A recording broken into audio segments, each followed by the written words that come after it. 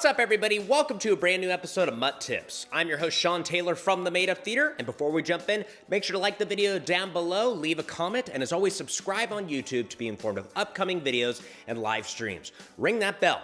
Now let's jump into today's topic, yes and the problem, not the solution. I've seen a lot of improv scenes before where the improvisers start with a great premise where there is a problem or an obstacle introduced, but then they try to get themselves out of the problem and find a solution too quickly. Where a lot of improv scenes, the comedy comes from, the struggle, the heightening of the problem. So I always tell people, rather than jump into the solution and trying to fix the problem that is happening, try to make the problem bigger through yes and then you will gradually maybe be able to find a solution down the road once you've explored more potential with the problem. For example, maybe there's a premise where a couple discovers that their basement is completely flooded. Now, rather than trying to get to a solution quickly, which is what we as real people want to do because we don't like these types of problems in our real life, this is improv. We get to play with the comedy and the drama of the situation. So we don't want to just find a screw, tighten it a little bit, and then suddenly all the water in the basement just kind of leaks out of the house and then problem solved, right? We want to play with this and make it bigger, make it worse. I talk about this in episode 32 of MUT Tips. Feel free to check that out after this video. But making it worse is where comedy thrives, right? If we solve a problem or solve an issue on stage, then the scene kind of concludes, right? There's not much more to go.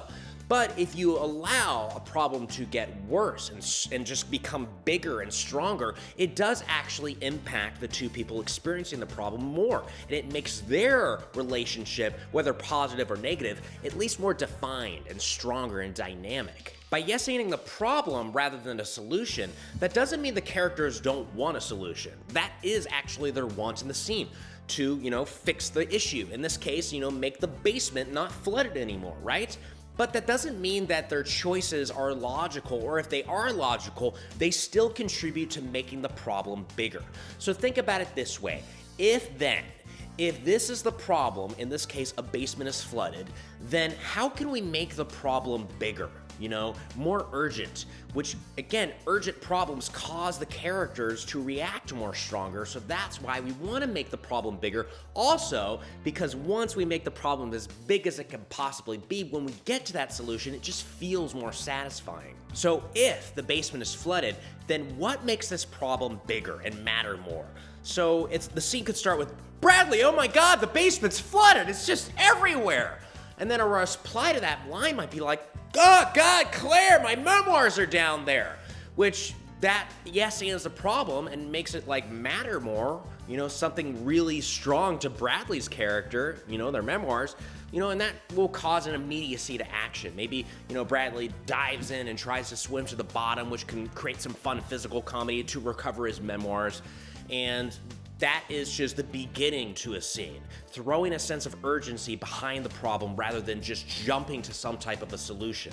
And we can use yes and to explore the problem more, what else might be down there? Not just the memoirs, maybe I don't know, the cat's down there. We'll figure that out.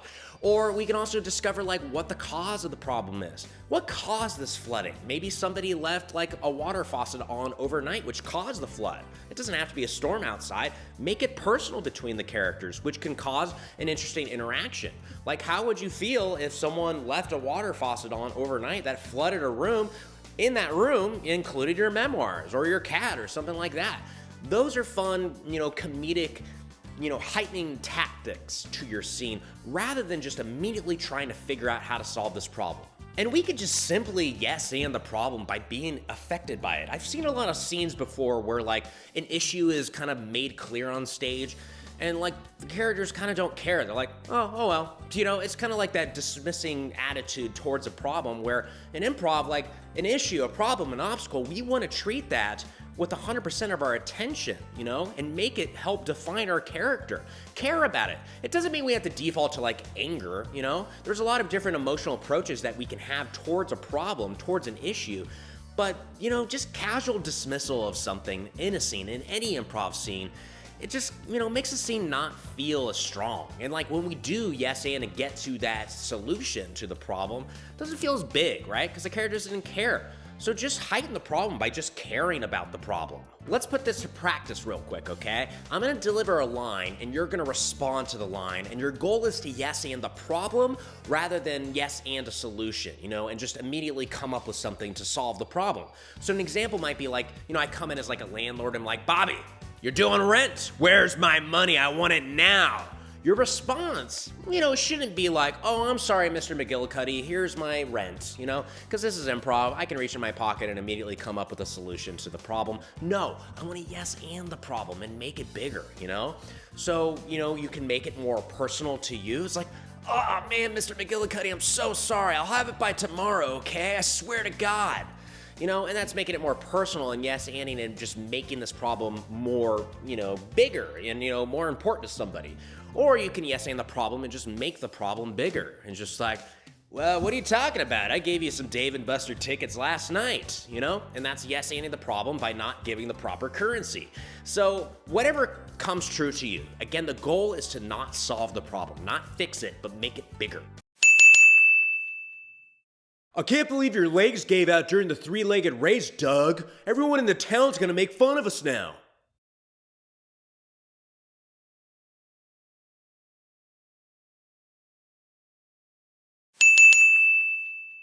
Oh my God, Cheryl! You fell down the well! Are you okay?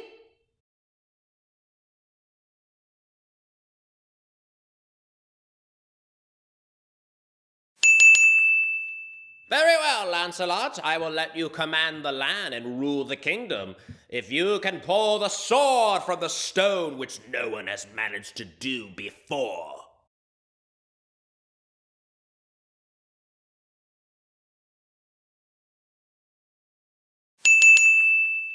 Dude, this is a huge dent in your dad's car.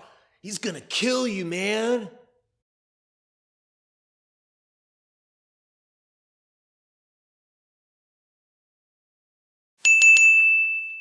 Awesome, how was that? By taking just a few extra beats at the beginning of a scene to just allow the characters to invest in and heighten and explore the problem more, makes it more satisfying when the characters arrive at a solution. Or maybe they don't arrive at a solution, who knows?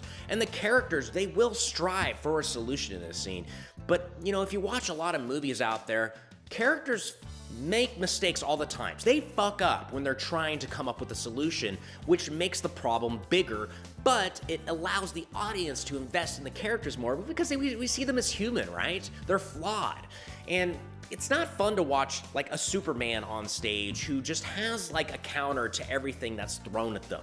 Any problem that exists, they can just immediately fix, which is the easiest thing in improv to do, fix problems. So rather than fix them right away, let's make the problem bigger and just more like invested in, and then we can work towards that solution, which can also contribute to making the problem bigger.